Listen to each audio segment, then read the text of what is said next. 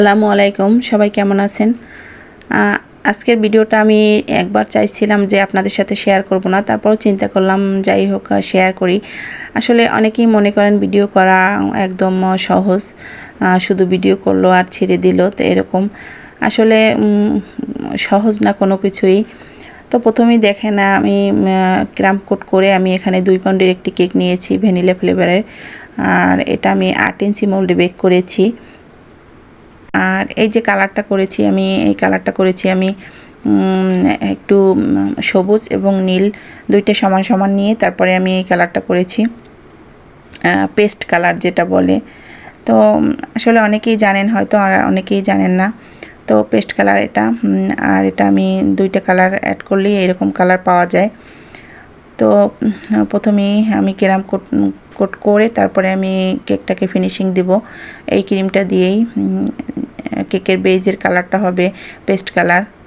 তো কেকটা যতটা সহজভাবে আমি ভেবেছিলাম যে একদম সহজেই করতে পারবো, তো কেকটা করতে গিয়ে আসলে আমার একদম মাথাটা পুরো হ্যাং হয়ে গিয়েছিল, যার কারণে আমার মেজাজটা এত খারাপ হচ্ছিল যে কিভাবে কি করব। তো প্রথমে তো আমি বেসটা করে নিয়েছি, দেখতেই থাকুন। বেসটা পুরোটা ফিনিশিং দিচ্ছি, তারপরে কেকের করতে গিয়ে আমার একদম মাথা পুরো একদম হ্যাং হয়ে গিয়েছে। তো করতে করতে আমার মনে হচ্ছিল যে না, ভিডিওই করব না, কারণ একদিকে এরকম কেকটা করতে গিয়ে এতটা প্রেশার মধ্যে মানে আমার পড়তে হচ্ছিল, মানে কালারগুলো একদম সেম টু সেম চেয়েছিল। যে আমাকে অর্ডারটা করেছিল বারবারই শুধু বলছিল যে না আপু, কালার যেন সেম থাকে, কেকটা যেন একদম সেম টু সেম হয়।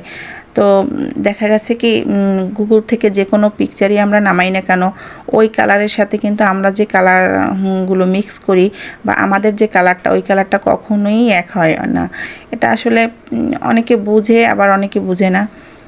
অনেক আপুরা বুঝতে পারে যে না, ওই কালারের সাথে আমরা যে কালারগুলো ইউজ করি ওই কালার কখনো মানে এক হবে না, একটু ডিফারেন্ট হবে, হয়তো একটু হালকা হবে বা একটু গাঢ় হবে। দেখা গেছে তারা যে ব্র্যান্ডের কালারটা ইউজ করছে, আমরা হয়তো অন্য ব্র্যান্ডের কালার ইউজ করি, বা আমরা সাধারণত ওই ব্র্যান্ডের কালার ইউজ করি না। দেখা গেছে বিদেশে যে কালারগুলো ইউজ করে আমরা কিন্তু ওই কালার ইউজ করি না, আমরা দেশি প্রোডাক্টগুলো ইউজ করি সবসময়, রেডম্যানের কালার, তারপরে এই ধরনের কালার ইউজ করি সবসময়, জেল কালারগুলো। তো আপু শুধু আমাকে বারবার বলছিল যে না আপু, কালারগুলো যেন সেম থাকে, ফুলগুলো যেন সেম থাকে, একদম সেম টু সেম চাই। কিন্তু তো কেকটা প্রথমে তো আমি দেখার পরে ভেবেছিলাম না, এটা তো খুবই সহজ, কিন্তু করতে গিয়ে বাপরে বাপ আমার পুরো মাথাটা হ্যাং হয়ে গিয়েছে। আমার একদম মেজাজটা এত খারাপ হয়ে গিয়েছিল যে আমি কি বলবো। তারপরে আমি আর ভিডিও করিনি। তো এই যে দেখুন, কেকটা দেখতে যতটা সহজ মনে হচ্ছিল, কেকটা করতে গিয়ে এত মাথা হ্যাং হচ্ছিল। এখানে কয়টা কালার আছে আপনারা একটু দেখে বলবেন যে কয়টা কালার এখানে আছে, আর মানে কতগুলো ফুল কিভাবে কি করেছি আসলে।